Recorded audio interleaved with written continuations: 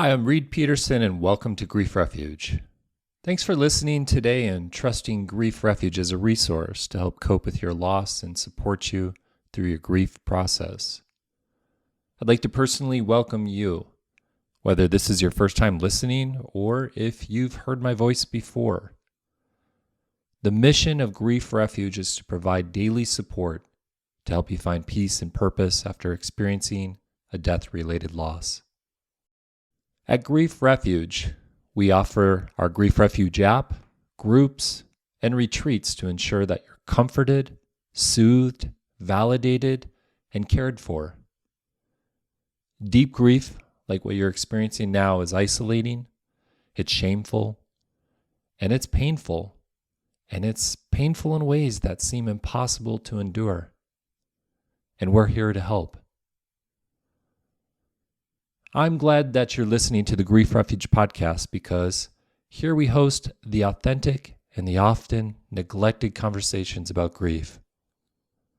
We hope what you tune into next helps validate your authentic experience, it helps you reflect and honor your loved one, and it helps you gain some insights for navigating your own grief journey. Grieving is one of the hardest things a human can go through. I'm honored that you're here, and I promise to do everything I can to provide the best support to you.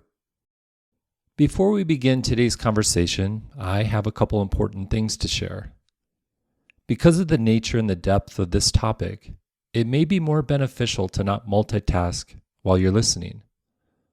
Rather, I invite you to use this time for your self-care and your personal reflection. So please use this time to settle in, to relax, and to allow your grief-related feelings to run their course. If anything, please use this time to mourn your loss. Also, this podcast, it publishes episodes only once or twice a month. And when you're grieving, that's a lot of time in between each episode. And likely, you're going to need more resources to feel fully supported. If that all resonates and you need more support, please download the Grief Refuge app. The Grief Refuge app is the daily support that I just mentioned moments ago, and it has several features that help guide and support you throughout your grief process. A recent testimonial from a real grieving person named Melissa said, "I am so blessed to have found this app. This app answered a lot of my questions and is really helping me get through my grief." The Grief Refuge app is easy to find. It's a free download on your phone's app store. Please search for Grief Refuge and download it now to get started. Today, I would like to share a guest interview with you. My guest is Barb Higgins, and she has a helpful perspective on giving grief a voice. Barb shares her own grief journey very publicly on her podcast and YouTube channels, which are called 1,000 Tiny Steps. One of the things that really stood out for me as a listener and an interviewer to Barb was that she has these visual analogies for some of the harder experiences in grief. These made a lot of sense. And to have those metaphorical images when talking about the complex emotions involved in handling death-related loss, it's tremendously helpful. Barb's insights can help validate you for being your true self as you grieve and heal. You no longer have to tell yourself you're supposed to think or feel a certain way, or that somehow you're responsible for the comfort of others when you're the one grieving. Please enjoy the conversation with Barb Higgins. Hey everyone, welcome back to another episode of Grief Refuge podcast. I'm here today with a special guest, Barb Higgins. Barb, thanks so much for being on the Grief Refuge podcast. Well, thank you for having me. I mean, sometimes excited is the wrong word when you're talking about sad things, but I'm really, really glad to be here. I'm excited. Good conversation. Yeah, you've made it clear in our communication before this episode that for you, it's really important to talk about these things that what society, it essentially tells us to keep quiet about. And I'm curious if, we can start right off the bat, Share a little bit more about that perspective. Absolutely. So, when I think of my own grief right now, of course, the first thing that comes to mind is the death of my daughter Molly when she was 13. And not that I hadn't had plenty of loss before that, but that was the kind of loss that was like a brick to the face. It sort of stunned me into submission, so to speak, for a long time, really hobbled me. And what I noticed, other than all the normal things you'd expect from a traumatic event like that, the surprising thing for me was the number of people who pulled away or quickly changed the subject, or the number of times I was told that this wasn't an appropriate place to talk about Molly, or are you still sad? And it got me to thinking about how not only was it my job to deal with my lost child, but I also had to deal with making sure I didn't make anyone uncomfortable talking about her. And that was an incredibly difficult realization because I felt like I already had enough on my plate. You know, now why do I have to take care of everyone that hasn't lost a child just because that makes them sketchy? And that sort of got me thinking about a lot of things that can be traumatizing or grief producing in our lives. Your house burning down, child abuse, job loss, a divorce. We all go through things that make us sad and hurt us. And sometimes we're really just told to be quiet and not to talk about things. And so one of my main driving forces behind starting a podcast was just to tell my story. I call it 1,000 tiny steps. I'm not pushing it here. No one has to listen if they don't want.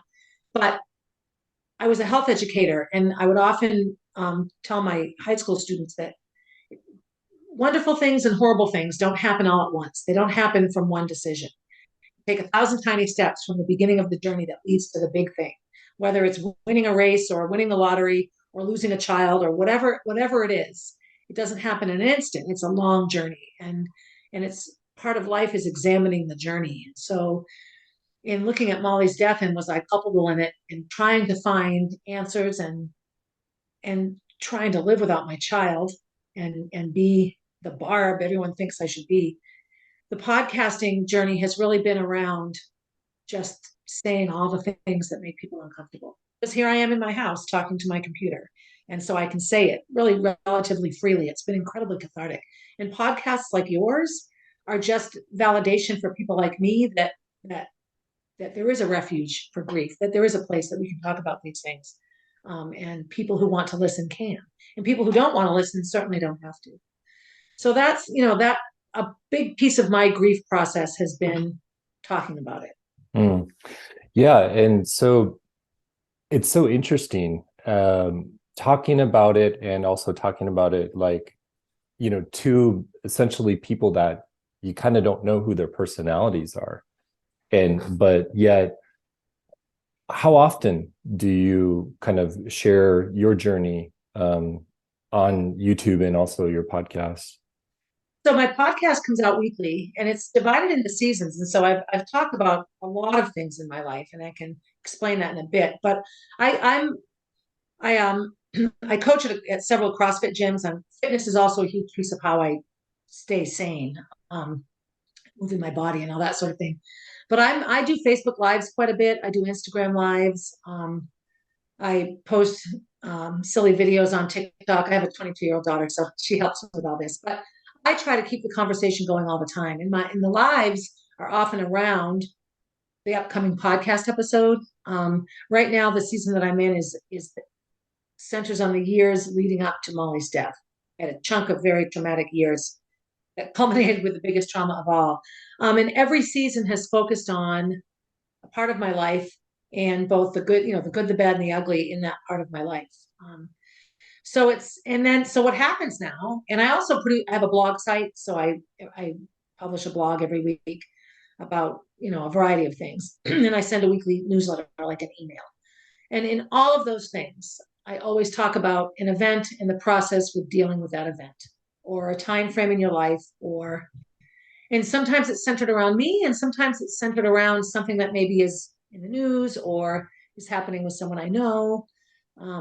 So I talk about all of it. I talk about, illness and injury. I talk about, you know, abuse and traumatic, family trauma. I'll talk about health issues. My daughter died of an undiagnosed brain tumor and she was treated horribly. by her doctors and the hospital. And so I talk oftentimes about voice and when do you feel like you don't have a voice and how to have a voice.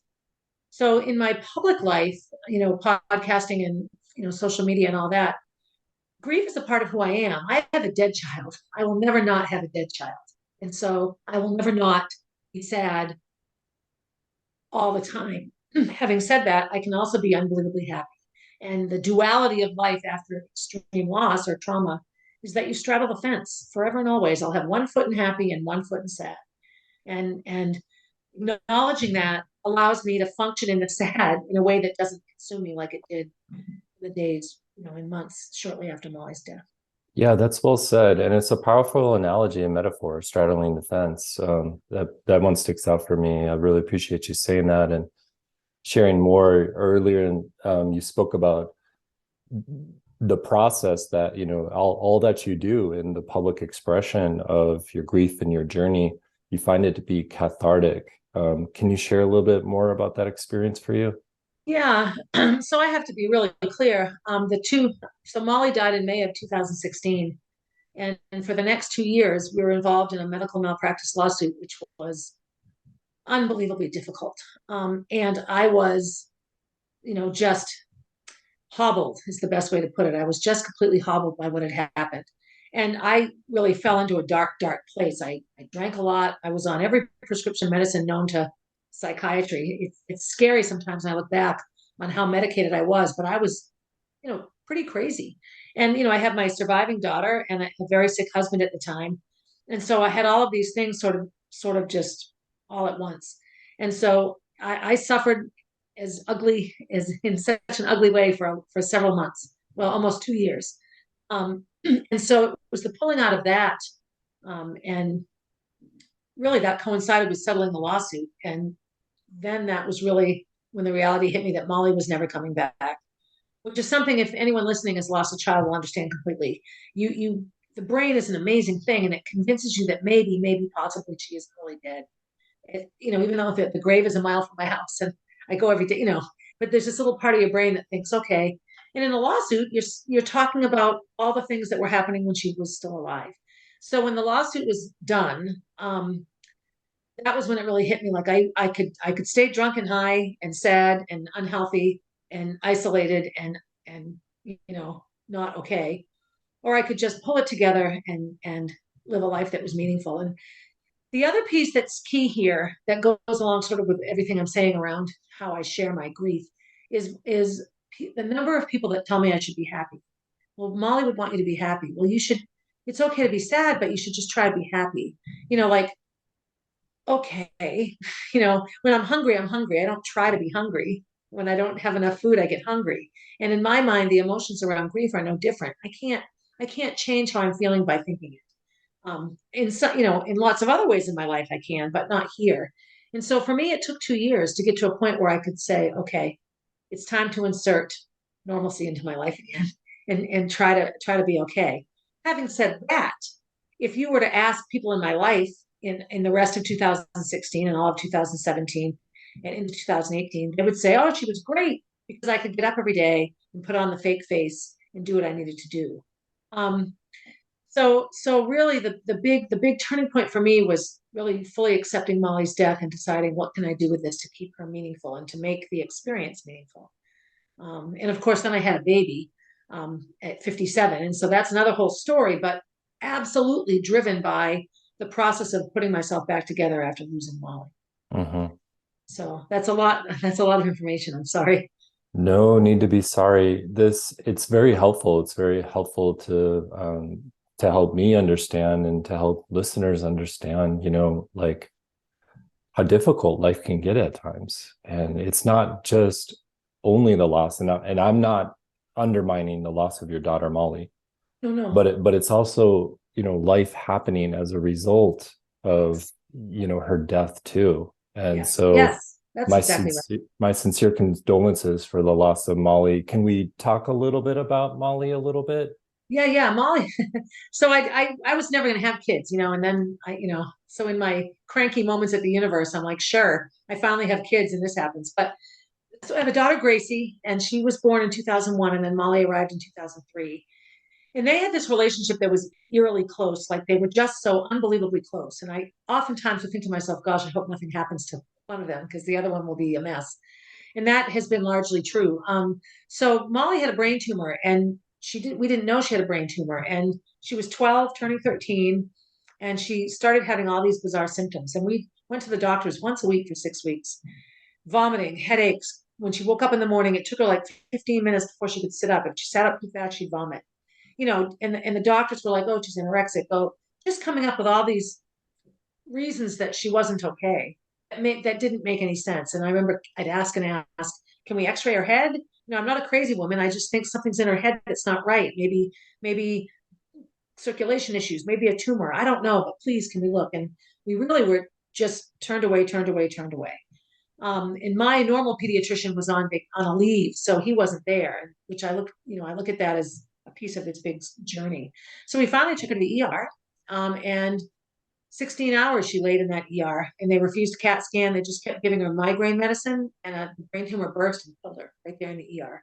Hmm. So that was a horrible way to lose her because we went there thinking finally we'd get some help. So they actually flew her to another hospital, and she had the tumor removed, hoping that maybe she'd wake up because they got her heart beating again relatively quickly. But it was in her brainstem, and so when you decimate the brainstem, that's all bodily functions. So Molly was one of those kids that I'd go to her parent teacher conferences and I'd be like, how is she doing? And I would get this, oh my gosh, if I could just have all Molly's in my classroom, everything would, she and I were head to head all the time, but she was just one of those children that saw the suffering of others. And so I remember once she was shoving her Easter basket into her backpack, and I'm like, what are you doing? And we have a large refugee population in Concord, and this little girl named Deepsika didn't have an Easter basket because she was from Nepal, and there's no Easter bunny in Nepal. And so everyone's there with their Easter candy, and Deepsika didn't have any. And I'm like, you're going to give her yours? And she was like, well, mommy, yeah. So I'm like, why don't we just go buy her one? So, you go to Rite Aid the day after Easter, and the Easter baskets are like, $2.99. So we bought her this Easter basket and brought it to school. That's just a good example of how Molly is. And so when she died, when she was on the life support, I called her school. I called everyone I could think of to come up and say goodbye because she looked normal, and she was just turned 13. So her friends ranged from, 11 to 14 or 15. I didn't want her to just disappear. Like she was there one day and gone the next. We probably had about 700 people come say goodbye to her in the hospital. And then her funeral was a variety show at this beautiful historical theater here in Concord. 1,300 people came. And it was basically, Molly was a dancer. She was heavily involved in theater. And I mean, she was young, so it was all kids, but her whole memorial service was children between the ages of, I'd say, 10 and 18, singing, dancing, acting, playing musical instruments. It was just Molly Be the Musical is what we called it. And it was a pretty profound event. So that's Molly. Was she a pain in the ass? Yes, absolutely. She and I would say, do you want to be right or happy, Molly? And she'd look at me, I want to be right. Like she and I, she was not perfect by any means, but when she wasn't home and she was out and about, she really did look to take care of me. And Gracie, her older sister, who was 15 when she died, I mean, she fell into a deep despair as well, but she's really put herself, kept herself together well. It's pretty impressive. And she also developed a bit of a stronger personality after Molly died. Molly was the leader. And even though Gracie was older, she would sort of follow along and Molly would orchestrate everything. Molly was super smart. Gracie a bit more tender and shy. So they were a really good match for each other. But talk about managing grief and processes for grief. We came home from the hospital without Molly after a week of life support. And Gracie and I pulled blankets and pillows onto the living room floor, and we slept there for 2.5 years. We never came back upstairs. Everything was just so Molly, like these little, you can see these, I'm sorry, podcast listeners, I'm showing them something in my room. Molly died shortly after Easter, and they were 12 and 14 at the time. And so I'm like, well, no Easter bunny if you don't put your Easter trees out, and they were, sort of like, okay, it was that time of year. So it was hard to come back upstairs because there were all these remembrances. And so people would say to me, don't you think that's unhealthy? And this is where I like to talk about these things. No, I don't think it's unhealthy. It's absolutely what I needed. It might not be, Kenny came up and slept upstairs, Molly's dad.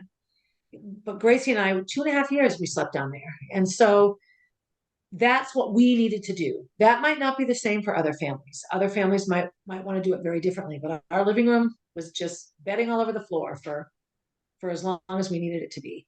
Those are if I had a big sort of piece of what I've done is I've just, if I wake up angry, then I stay angry. I don't try to not be angry.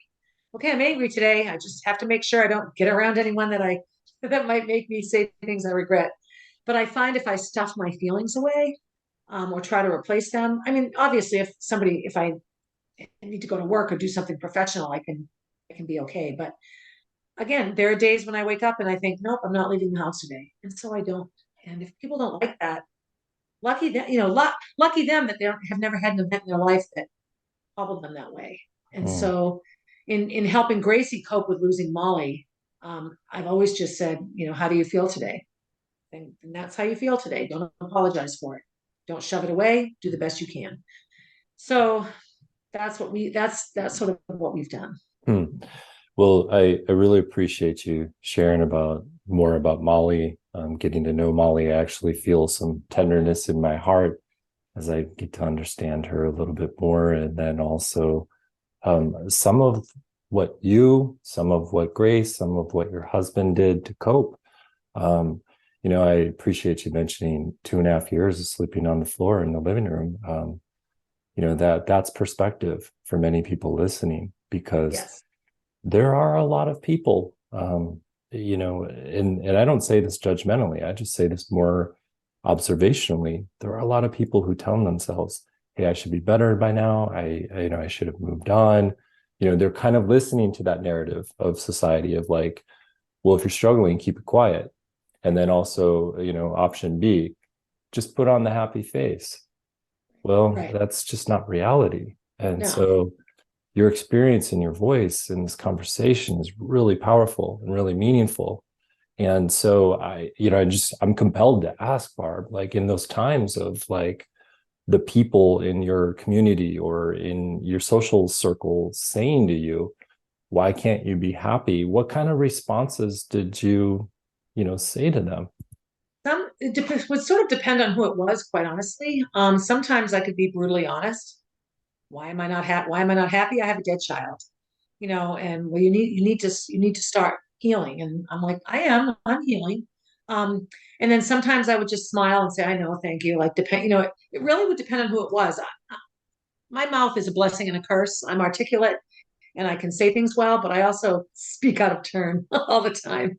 I get in trouble for sometimes saying things that maybe I should have kept as a thought. But in general, early on, I tried to be compliant and just make sure that everybody was okay because I didn't want to lose the support. Um, but what happens is you gravitate towards the people that understand. So I have this one friend. She's actually the owner of Molly's dance studio, where little Jack Jack dances now. And she had an unbelievable analogy. She said the rest of your life is a highway, and a highway has exits, and you're at the Molly died exit, and we're all there at the Molly died exit. And some people will skip and drive and run up the highway because they were acquaintances of Molly's or knew her in passing. And then some will walk up the highway because they were good friends with Molly or relatives, maybe distant relatives. And then some others will walk really slowly up the highway because they were Molly's best friends and all this. And then there's you, her mom and her dad and her sister, and you guys will crawl up because that's what it does. Your process on the highway in regard to grieving Molly is going to be the slowest because you were closest to her. And that, this is a woman that has lived a very, very colorful life, and I'm quite sure has experienced traumatic losses that I know nothing about. But that was probably the best analogy for me to let myself off the hook for not being at exit 36 with everyone else when I'm still at exit 3. But that's permission. Wherever you are on that highway is where you are. And I also go up and back. I'll get to exit 10 and be like, no, no, no, I'm still at exit 7, and back you go. Um, so the comments about, probably the most direct comment I ever made was somebody was giving me all this advice on child grief.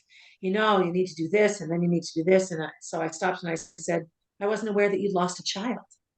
And they were like, well, I haven't lost a child. And I'm like, please don't tell me how to grieve my lost child. I appreciate you want to help me, but you know, I had some pretty close people in my life really try to dictate how I grieve. And it's like, you're not me and you haven't lost a child. So, and then all of the moms listening to this podcast that have lost a child may completely not understand how I process my grief. I'm in several grief groups online, which are incredibly helpful. What I like about those is I can scroll and read and only comment if I want to. That's sort of the great thing about social media in regard to grief and processing is I have access to so many amazing men and women and families around child loss. So I can look at what they're doing. There are times I'll read somebody's response to something and think, wow, I don't understand that at all. But it's so helpful for me because if that person was sitting across the table from me, talking in a way that didn't resonate with me, all I would do is just be where they were and support what they were saying. Thank you for sharing that with me. That must be a really hard way to feel. I'm so sorry you're feeling that way. As opposed to, well, why don't you try this? Or, sometimes the biggest thing people can do is just let me be whatever I am. Just be with me. When I'm crabby or happy or that shit crazy, all of those things come with grief. Yeah, that's very well said. It's just, it sounds like it's the true essence of you. And I think it's beautiful that, you're tapped into that. There's many times I listen to someone's experience and they haven't given themselves that permission to tap into their true essence and the grief process that is quote unquote real for them. And so it's just it saddens me every time I experience that. And I continue to be baffled and sometimes confused by people just not feeling like they have that permission to go there. And so I think before our interview started, you figured it out quickly why Grief Refuge exists, because it's like, oh, that space and that sanctuary where people can feel safe to authentically express, their true essence of grief and mourning. Yes, opening the doors to liberation and expressing Yes, that. yes, And yes.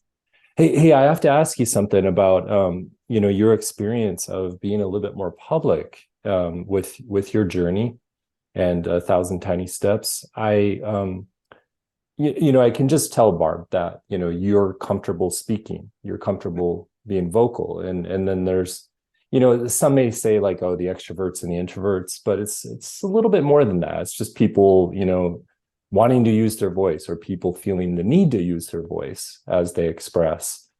And so I'm very curious, have you had interactions with people who just don't feel as comfortable being vocal about their experience? And do Oh, you say things to help comfort them? yes. What I say is that if you're not comfortable sharing your grief or being vocal about what's happened to you, then don't. You don't have to. Like sometimes people think, just like people think that it's not okay to feel how you feel. Um, there are others who feel like pressured that I'm supposed to share this. I'm supposed to talk about this. I'm supposed to. And actually, I do a lot of lives when I'm driving. And this morning I said that, we are often raised to be actors and actresses in our lives. All the world is a stage. What happens at home stays at home. Put on your Sunday best and go off to church and sit happily in the pew, or go to school and listen to the teacher and, do what you need to do. And in the grief process, this is exacerbated. And I have to say, I feel even worse for men than I do for women. I can fall apart crying in the street, and people will just assume I'm very sad about something. Permission for men to cry or to express these kinds of emotions and losses publicly is far less given or acceptable. And I notice this in my grief groups. There are far more women than men, and the men that do speak up are unbelievably articulate and eloquent, but only feel safe doing these things surrounded by women.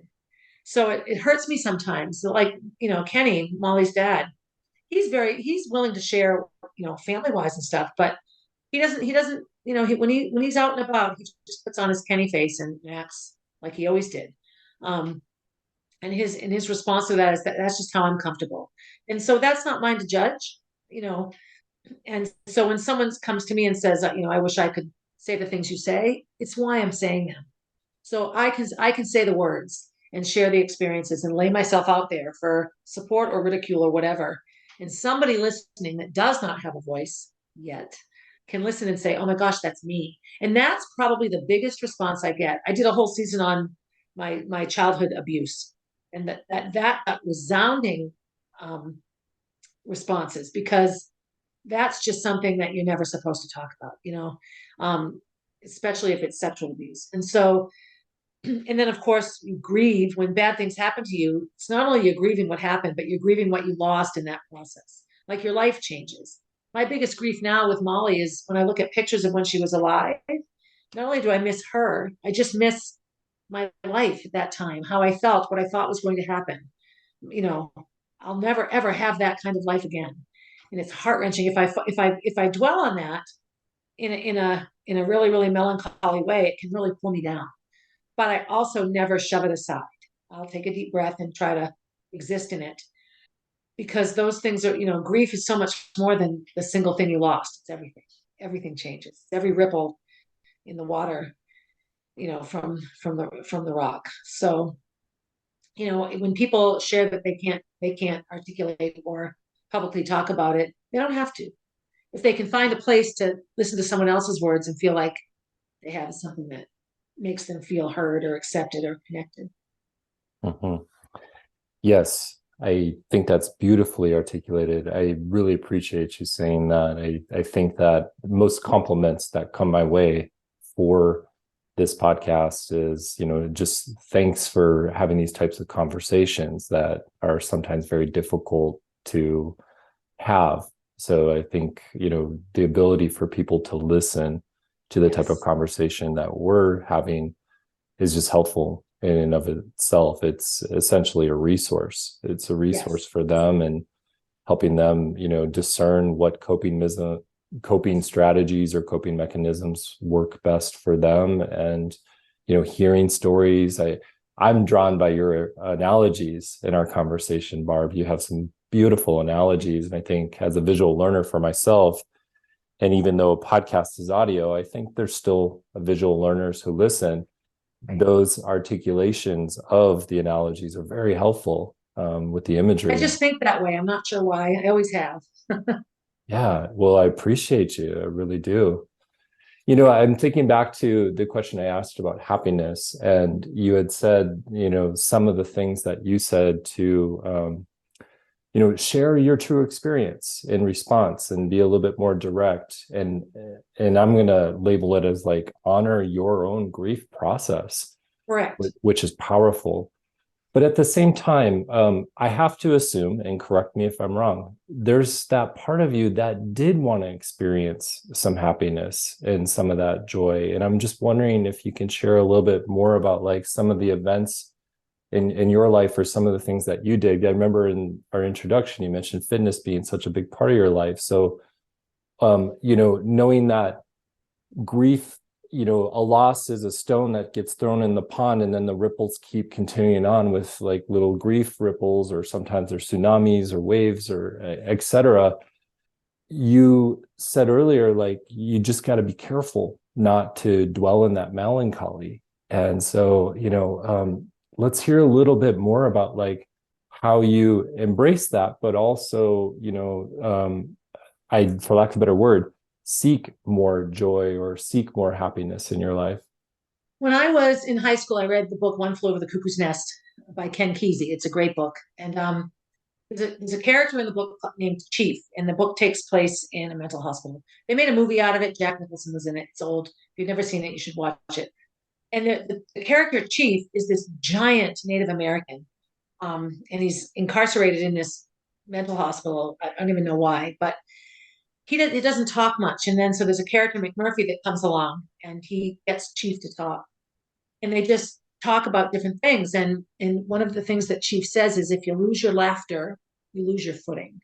And I remember being like 14 or 15 years old and writing that down because it just stuck with me. Like, if you lose your laughter, you lose your footing.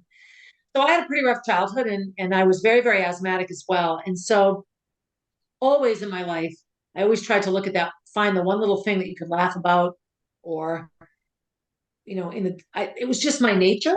I like to laugh and I like to have, and I'm sort of an outgoing social person. So it was difficult for me to isolate. It wasn't my nature to do such things. When I got real sad, I got real busy. And of course, when you're busy, you tend to be around people that are also busy or happy.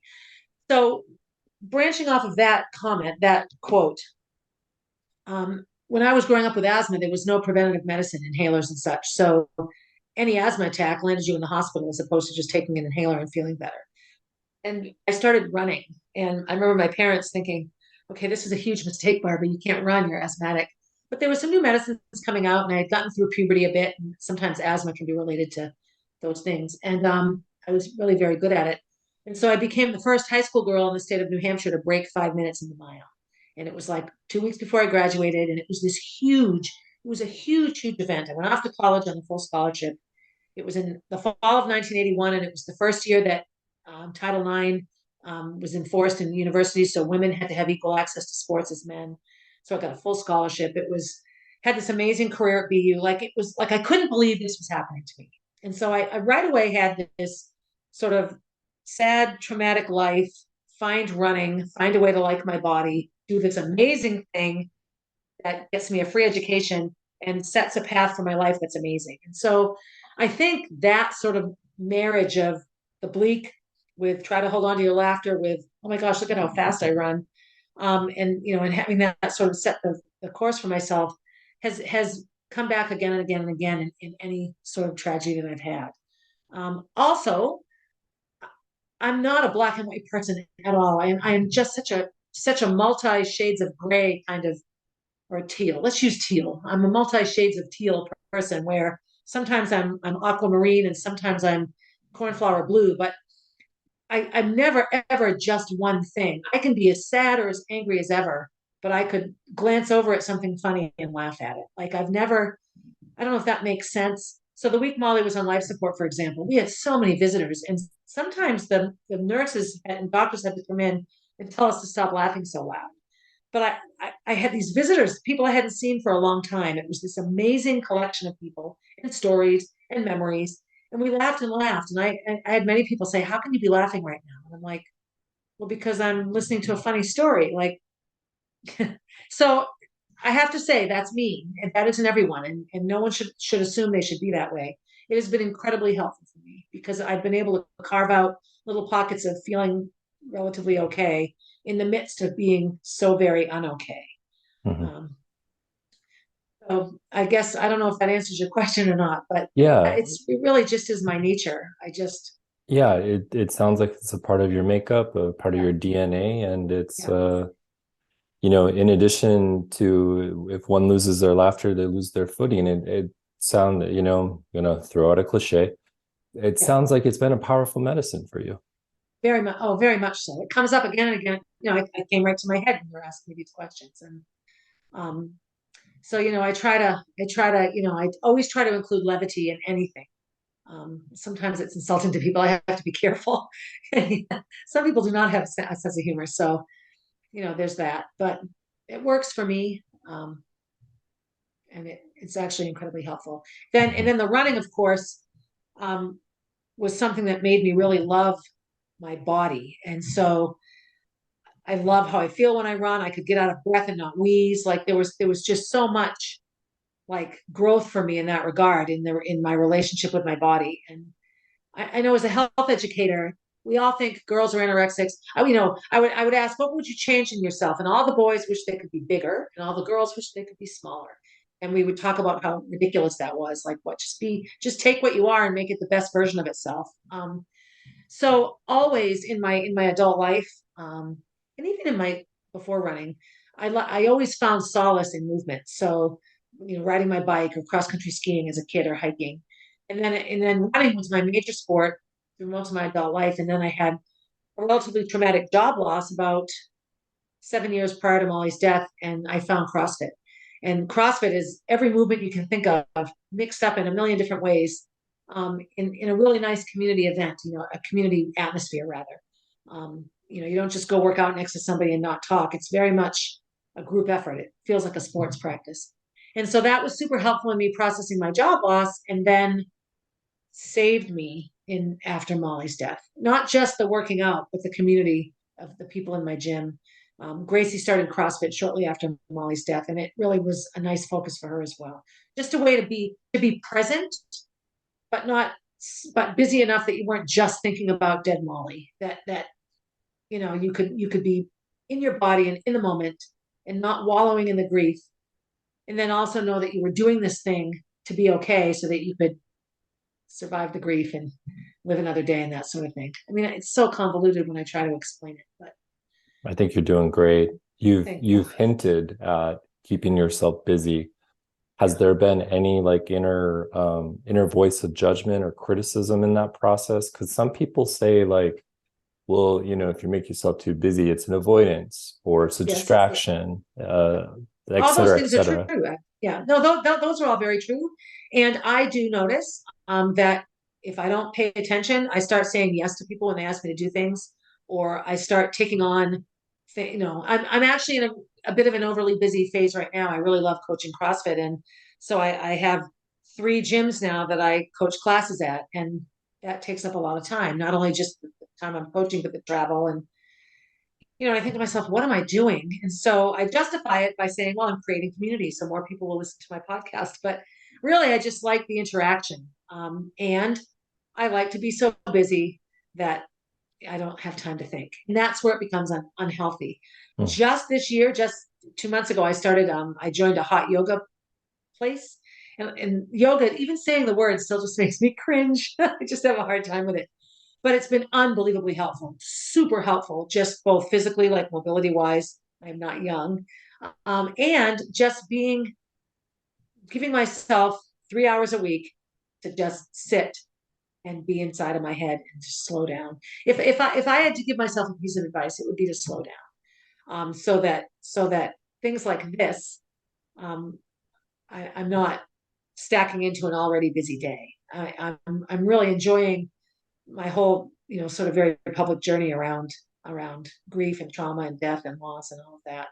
So yeah, I there's a lot of self-judgment. I have to be careful not to just dive in and become too busy that I swallow up and forget myself. Mhm. I'm getting better at that. Well, that's a process in and of itself for everyone. And I think that, to me, it sounds like you've got a great grip on how, your grief journey entails and how your grief process works. And, you have your signals, your Yes. signals of like, oh, am I too busy? Okay, maybe need some time to slow down. I feel like it's a little bit of an unfair question because it's got a lot of expansiveness to it, but like, has it always been that way? I mean, like, Yes. has it Yes. been That's an not evolution? the busyness or figuring out I need to slow down. Recognizing when you need to perhaps do or This is also, no, it's interesting. The more things change, the more they stay the same, let me tell you. So my life really is a spiral when it comes to this type of behavior. And it's the podcast and reading about the effects of trauma and all of that on the psyche and the mind. And I will tell you, so, as a little girl, once I was in a really abusive household, I joined every club and after school activity I could just to stay away from home. And I had things at night. So violin, choir, Girl Scouts, and then every night swim team. Like I just made myself busy. And what would happen as a child up through high school is I'd get so busy that I would get sick. Because again, I had the asthma and it wasn't treatable like it is now. And so I don't land myself in the hospital probably once a year, 5 or 6 days. My pediatrician would say, you need to slow down. You need to quit some things. You need to sleep more. You need to eat more. You can't live this frenetic lifestyle. I'd okay. And I'd slow down for a while. And then sure enough, I'd pick it up again. Um, it really is a life pattern for me. And I do think um, Molly's death and sort of the fallout of that and all of the things that were affected by this event have really helped me to sort of step back and say, okay. Now, let me say, I haven't been that good at it. But a year ago, even, I don't think I could have sat and had this conversation. I would have defended myself. Well, I'm not that busy, or it's good for me. Like I would have tried to find a reason to make it okay. And now I really do realize that I need to pay attention. I need to, I'm holding up my phone, but I actually have a little calendar in here now. And I just used to refuse to do it. I remember everything and I'd miss things and double schedule things and just be a sort of a frantic mess. And when I look at my calendar just before I go to bed to see what's tomorrow, if there's too much, I am now very willing to just say, I'm going to reschedule this or cancel this because I can't do it. Or sometimes the universe does it for me, like last week, like you have to come get Jack now. Oh, okay. So that my evening was very different because of that. But no, I'm glad you asked that question because any habit, any behavior that we do to cope with an event, ultimately likely going to have negative outcomes in some way because you're not doing it out of like love and happiness and this is what I think I'll do. You're doing it to cope with something. And coping mechanisms initially are necessary, always necessary, and can be very helpful, but they eventually need to be either changed or modified or just examined. And so I think for me, the overly busy life is definitely one that remains a challenge. I'm glad you asked that question. That's a good question. Yeah, and I appreciate your answer. It really helps. It really helps. I think that what you've provided for many people listening who perhaps are self-judging, it's probably some validation, Barb. It's just I'm really grateful for our conversation. I'm Me too. just, I'm understanding like, hey, tragedy and trauma like have been part of your life. And I guess I'm gonna just ask one last question. I'm pretty curious if you're willing to share, the event of Molly's death and also the medical lawsuit you endured. Obviously two events you would have never asked for in your life. I feel dumb saying that, but at the same time, if you're willing to share, I'm very curious because knowing you've shared a little bit of some childhood trauma in your life growing up, were you able to feel some form of like distinction, if you reflected on the childhood trauma and then you reflected on your daughter's death and probably the stress and the migraine headaches of the lawsuit and like keep those like more compartmentalized, or do you feel like one unraveled another, or what kind of experience did you have there? So I feel that the events in our lives are sometimes orchestrated and connected by some universal power that we don't really understand. So I have to say the process of my podcast has really helped me step back and look at myself as if I'm podcasting about someone else. And so I see connections now that I didn't see at all. I see repeated behaviors and patterns of behavior that I'm noticing now, 40 years after some of those behaviors started. I think that in everything that happens to us, I am Barb, whether I'm being abused by somebody or whether I'm losing a child or whether I'm winning a race or whether I'm being offered a job or losing a job. I'm me in all of those scenarios. And so I bring into all of those scenarios everything that's happened to me up to that point. And so I am the queen of compartmentalization because anyone that's suffered any sort of trauma or abuse knows that sometimes that's what you have to do. You can have a horrible abusive night and have to get up and go to third grade. So what do? You put on your clothes and you go to school and you play with your friends and you put all that bad someplace where it won't bother you for the day. And as unhealthy as that is, um, the dissociation ability, stepping out of your body, so to speak. I found that and will continue to find that to be incredibly helpful. One of the reasons I'm so good at athletics, especially like painful ones like distance running or hiking or CrossFit, is that I can shut it off so I don't really feel the pain, or I feel the pain, but I can work through it just because I've spent my life living in painful situations and you have, okay, I'm in the middle of this horrible thing, but I still have to go to school or go to work or, feed my children or whatever it is. So can it be unhealthy? Absolutely. But I find that each event has given me strength for the next one. And in some ways, I feel like not caused the next one, but I can understand now why my life is the way it is based on who I am, the people I draw into my life, the way I react to things.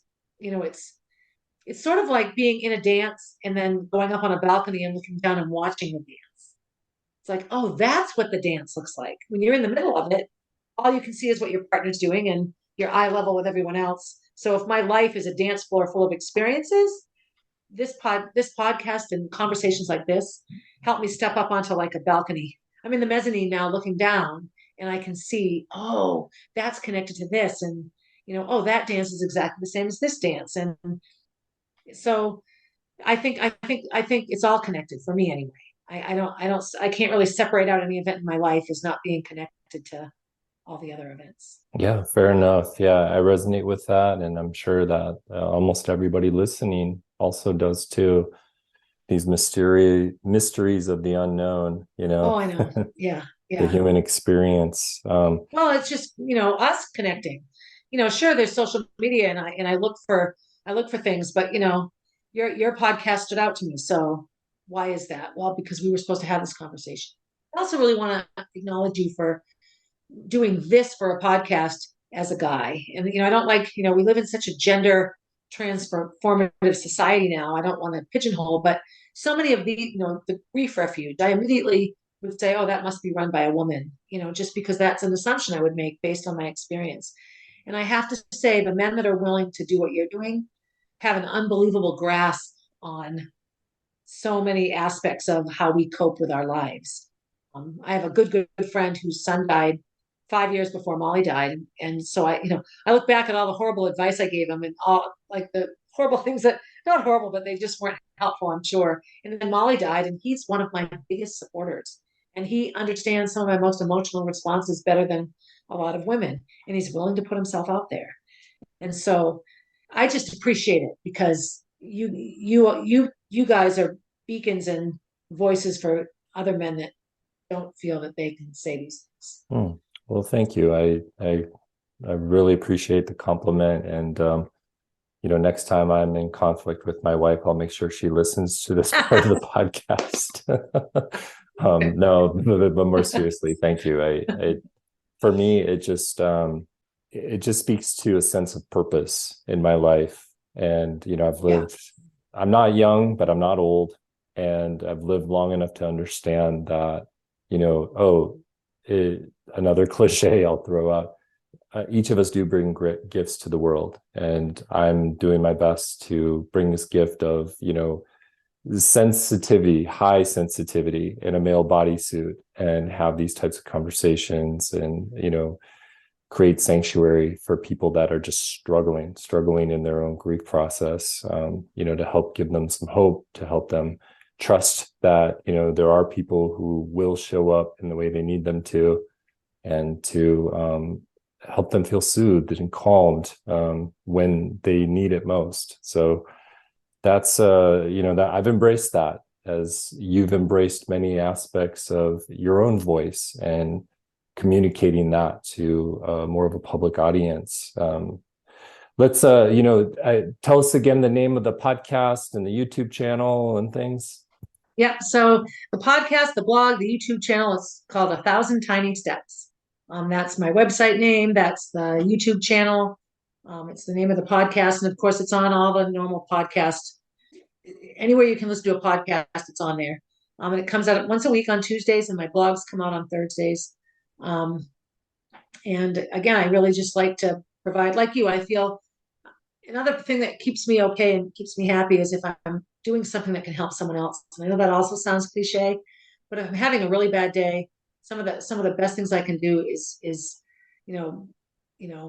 give a gift card for pizza and coffee to a homeless person sitting on the sidewalk, or pick up trash somewhere. It's just silly things. And then I'm like, okay, I was really angry on Sunday, and I shoveled a whole section of public sidewalk because the kids have to walk in the street to go to school. So it's not my sidewalk, but I just needed to feel better. So, and that's the whole motivation behind my podcast. I don't expect people to agree with me or any of those things. I just like to offer, my stories and my perspective in hopes that somebody will listen and feel better because. Most definitely, Barb. Well, I thank you for trusting me in this wonderful conversation and sharing some of the tender, more difficult and vulnerable moments of your life. I thank you for being a guest on Grief Refuge. And in my parting words, I just say, please keep doing what you're doing. You're Thank serving you. Well, many. thank you. And you too. This has been a wonderful conversation. Thank you so much for your time and your attention today. I'm deeply grateful for your trust in Grief Refuge and all the stories and the conversations, the insights and the experiences shared here on this podcast. Grief and healing is important work. Without it, you may live in more pain. You may miss out on empathic understandings, and you could lose the desire for more deeply attuned relationships in life. Remember that if you need more support right now, download the Grief Refuge app. It's a great and convenient way to validate and support you as you grieve and heal. Please search for Grief Refuge on your phone's app store now. Also, please leave us a rating and review for this podcast. Your feedback, it's heard and it's deeply valued. We want the Grief Refuge podcast to best serve your needs, and the more you let us know, the better we can provide. So please rate and review the Grief Refuge podcast on the podcast player that you're using now. Thank you. Take care. Keep honoring your grief. Keep listening to your heart. Please be kind to yourself and talk to you soon.